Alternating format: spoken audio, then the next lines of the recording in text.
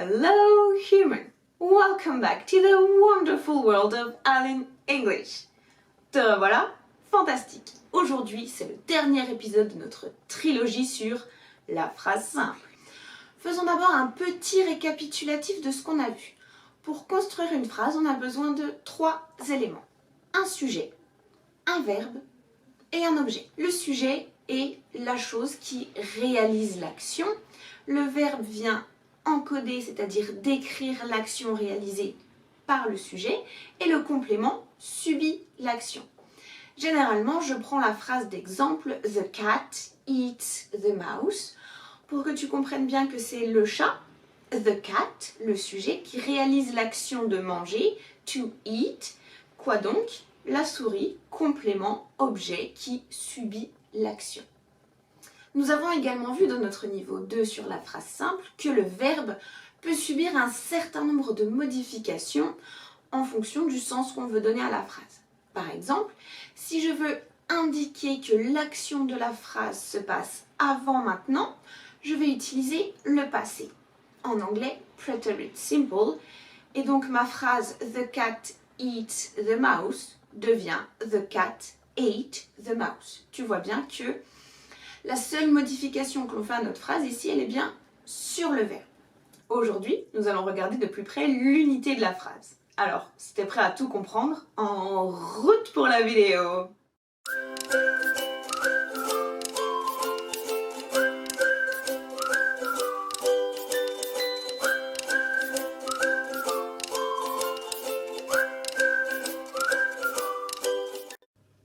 Commençons par le commencement. Mais pourquoi dit-on une phrase simple? En fait, on dit phrase simple en opposition à phrase complexe. Laisse-moi te donner un petit exemple pour clarifier un peu tout ça. The relatively young human with red hair and a big beard as well as a few freckles on his forehead loves his mother's delicious chocolate cookies. Oui, c'est une phrase simple. Phrase simple, un verbe, une action. Et d'ailleurs, cette phrase, on peut la réduire de manière assez conséquente. Le sujet. The relatively young human with red hair and a big beard as well as a few freckles on his forehead peut être soit réduit à the human, soit à son pronom sujet he. Le verbe, ça reste loves, au présent simple, troisième personne du singulier. Tu te rappelles? Le petit S. Et l'objet, his mother's delicious chocolate cookies, peut être réduit à un nom, cookies, ou bien à un pronom objet, them. Donc, de la phrase The relatively young human with red hair and a big beard as well as a few freckles on his forehead loves his mother's delicious chocolate cookies peut être résumé à He loves them, ou bien He loves cookies. C'est donc une phrase simple. J'ai un verbe, une action, mon sujet aime les cookies. Aussi simple que ça. La phrase complexe, quant à elle, est composée de plusieurs verbes, c'est-à-dire qu'elle vient décrire plusieurs actions. Par exemple, I ate the cookie you made nous donne 2 informations, 2 idées. La première, you make a cookie. Et la deuxième, I eat the cookie. Tu as fait un cookie, j'ai mangé ce cookie. En français, c'est donc j'ai mangé le cookie que tu as fait. Donc, phrase simple, un verbe, une information. Phrase complexe, plusieurs verbes, plusieurs informations ou plusieurs actions. Maintenant que c'est clair, nous allons voir comment on construit des phrases. C'est-à-dire, quel bloc de construction on va venir utiliser et surtout, dans quel ordre. Ça, c'est le plus important, l'ordre des mots dans la phrase. Où est-ce que je mets mes petits blocs les uns par rapport aux autres? Commençons par les questions, puisqu'il existe 2 types de questions. Le premier, c'est les questions qu'on appelle fermées, parce qu'en fait, nos possibilités de réponse sont extrêmement limitées. Est-ce que tu aimes les cookies? Oui. Non. En anglais, yes, no question. Ces questions se construisent avec des auxiliaires. Pour le moment, on va en voir que 2. On va garder le troisième have pour plus tard. Construire une question fermée avec do. Je commence par mon auxiliaire, puis mon sujet, ensuite ma base verbale et enfin mon objet. Did you eat the cookie? Est-ce que tu as mangé le cookie? Réponse affirmative, je commence par yes. Ensuite, sujet plus verbe plus objet. Yes, I ate the cookie. On peut également dire, en beaucoup plus court, yes, I did. Le did vient reprendre en fait l'action du verbe, c'est-à-dire yes, I did eat the cookie. Si jamais on n'a pas mangé ce fameux cookie, on va donc répondre à la forme négative. On commencera donc par no. On ajoutera ensuite un sujet, un auxiliaire, un marqueur de négation, une base verbale et un objet. La phrase qu'on a en résultat, c'est donc no, I did not eat the cookie.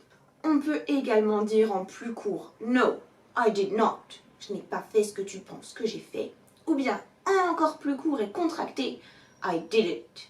Les questions fermées avec be. Elles sont un petit peu différentes puisque généralement, dans une question avec be, on n'aura pas de verbe lexical en soi, comme eat. On aura plutôt un adjectif. Alors là, on a auxiliaire plus sujet plus objet. Are you happy? Ici, l'objet est l'adjectif happy. Réponse affirmative. Yes, I am. Yes, plus sujet plus auxiliaire. L'objet va être mis entre parenthèses. C'est-à-dire que si on te dit Are you happy? Tu vas pas dire Yes, I am happy. Tu dis simplement Yes, I am. Comme quand on demande Did you eat the cookie? Tu vas dire Yes, I did. On implique dans ce Yes, I am happy. Si ce n'est pas le cas et qu'on n'est pas happy, eh bien on va dire No plus sujet plus auxiliaire plus négation. No, I'm not. Passons à notre deuxième type de questions, les questions ouvertes. En anglais, tous les pronoms interrogatifs commencent par WH, c'est pour ça qu'on parle de WH questions. Et en fait, mes pronoms interrogatifs en WH vont venir orienter le sujet de la réponse à la question. Par exemple, si ma question commence par where, je te demande un lieu, a place. Si ma question commence par when, je te demande une date, a date. Si ma question commence par who, je te demande une personne, a person. Si elle commence par why, eh bien je veux une raison, why, reason. Si elle commence par what, là j'ai un peu plus de possibilités, donc on va dire que ça nous demande une chose, a thing. Nous avons le fameux which, qui s'écrit bien W-H-I-C-H, puisque c'est un pronom interrogatif, et pas which, W-I-T-C-H, qui veut dire une sorcière. Which nous demande un choix. C'est pour ça que which, choice, et le petit dernier, qui est un petit peu mon préféré, parce qu'il n'est pas comme les autres, c'est how.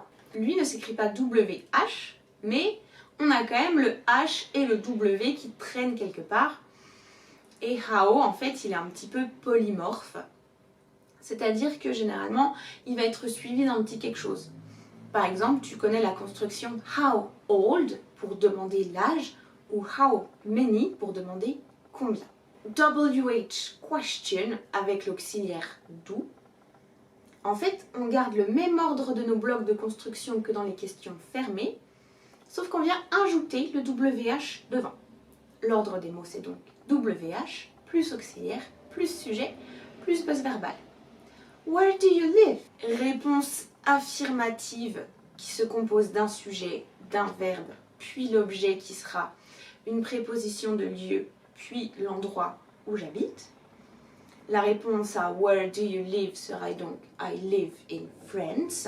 Ou bien je réponds à la forme négative et ici j'ai toujours mon sujet suivi de ce qui vient marquer la négation, l'auxiliaire do, puisque ma question est posée avec do, plus mon marqueur de négation, plus la base verbale, plus l'objet composé d'une préposition de lieu et de l'indication du lieu. On pourra donc répondre I do not live in France. Les questions ouvertes fonctionnent également avec l'auxiliaire be. Par exemple, si je vais demander où est le parc, where is the park, je commence par mon pronom interrogatif, puis mon auxiliaire, puis mon sujet. Réponse affirmative, the park is in the city center. Réponse à la forme négative, the park is not in the city center. Accessoirement, quand do et be sont utilisés dans des questions, ils sont là dans un but très précis, c'est-à-dire qu'ils vont venir nous aider littéralement à construire la question.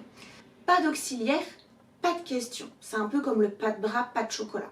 Par contre, on peut aussi ajouter les verbes, donc en tant que mots qui décrivent une action, les verbes do, qui est faire, et les verbes be, qui veut dire être. On peut donc avoir des questions où on aura une fois do en auxiliaire et une fois do en verbe lexical, en verbe qui a du sens, qui encode une action. Par exemple, what do you do on the weekends? Que fais-tu de tes week-ends? Ou bien avec be, are you being silly? Oui, c'est pas hyper sympathique comme question, mais c'est une question que les Anglais posent souvent. Deux petits exemples de questions, on y reviendra, mais c'était juste pour que tu saches en fait que des fois tu peux avoir do auxiliaire plus do verbe lexical. Tu peux également avoir do auxiliaire plus be verbe lexical.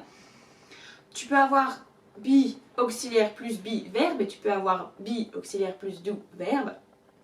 Tellement de combinaisons en fonction de comment tu arranges tes petits blocs de construction pour construire tes phrases. Ça a l'air compliqué comme ça, mais je te promets qu'arrivé à la fin de la vidéo, tu vas avoir tout compris. Comment indiquer une phrase dans le langage?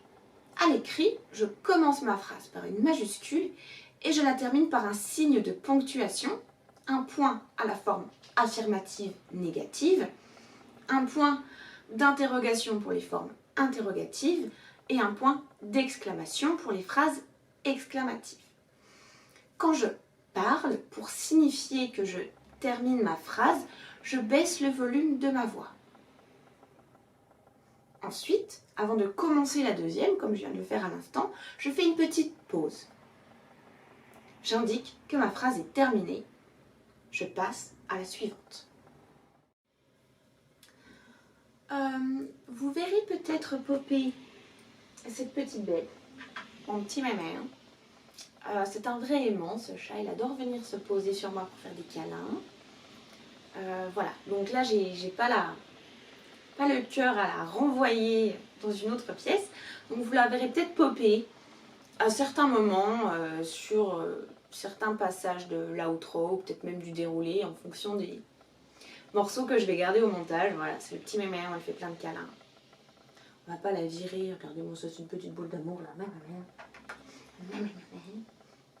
Pour conclure, il existe trois principaux types de phrases. Tout d'abord, les phrases interrogatives qui peuvent être soit des WH questions qui se construisent avec le bloc pronom interrogatif en WH suivi du bloc auxiliaire suivi du bloc sujet et enfin ma base verbale, ou bien les yes-no questions qui se construisent avec le bloc auxiliaire puis le bloc sujet puis le bloc base verbale puis le bloc objet.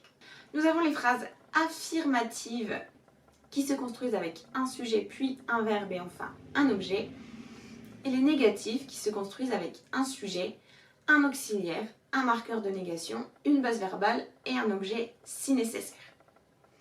Et tu verras, par la suite, on va venir compliquer un petit peu tout ça, on va rajouter des informations à notre case sujet. Comme je l'ai fait pour te donner l'exemple de phrase simple, on le fera aussi sur les objets. On viendra aussi complexifier un petit peu les verbes en rajoutant des modos, des modifications en fonction du temps d'énonciation. Pas mal de petites choses. Pour le moment, nous avons trois blocs. Le bloc sujet, le bloc verbe et le bloc objet. Et avec ça, crois-moi, on peut déjà faire un paquet de phrases. Avant de terminer, je voudrais te donner un petit conseil entre toi et moi. Un peu un cadeau de toi à toi, si je peux dire. Si tu veux vraiment t'aider à améliorer ton anglais, en plus de regarder mes vidéos fantastiques et de t'abonner à ma chaîne, je te conseille d'apprendre ou de réapprendre les 50 verbes les plus utilisés dans la langue anglaise.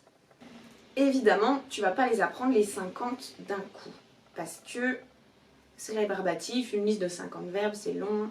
Bon. On va donc le faire peut-être 5 par 5 ou 10 par 10, ce qui fonctionne hyper bien pour apprendre du vocabulaire, c'est les flashcards.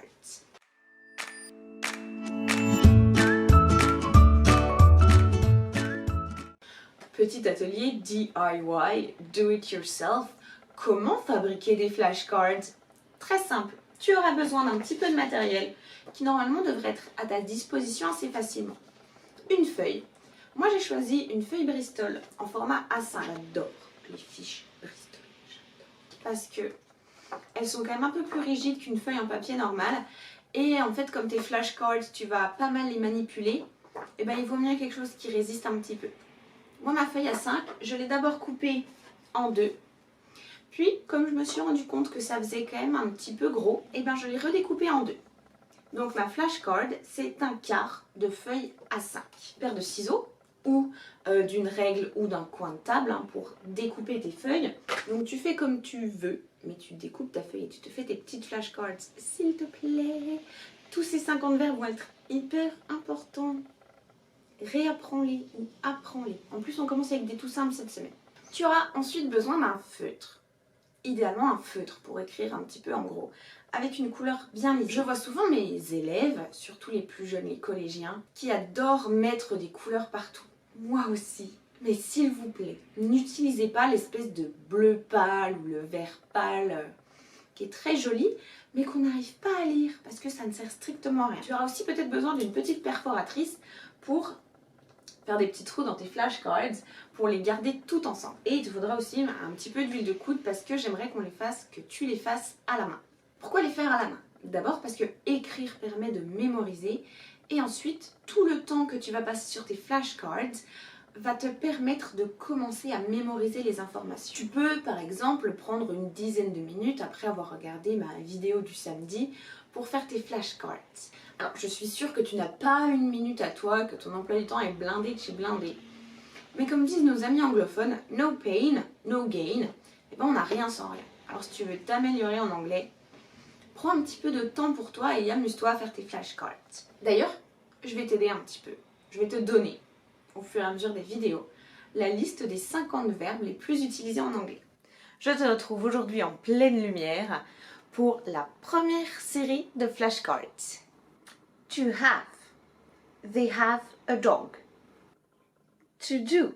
We do our homework. To wait. We wait for the bus. To be. I am tall. To love. He loves cookies. To go. We go to school. To call. They call me. To arrive. You arrive today. Alors, tu les lis régulièrement, soit en allant te coucher, soit en te levant, soit à un autre moment. Peut-être pas sous la douche, à moins que tu les plastifies. Ça peut être pas mal la plastification. Tu viens les lire régulièrement dans la semaine et samedi prochain, on en ajoute d'autres. Si certaines choses sont encore un petit peu floues, comme d'habitude, tu poses ta question en commentaire, j'y répondrai avec plaisir. C'est le moment de mettre un pouce bleu, de partager à tes amis si tu connais des gens qui galèrent à faire des phrases en anglais, de t'abonner à la chaîne si c'est pas déjà fait. Quant à moi, j'espère te revoir à la prochaine vidéo. D'ailleurs, t'as pensé à activer la cloche des notifications pour rien louper? T'y as pensé? Allez, see you later, human!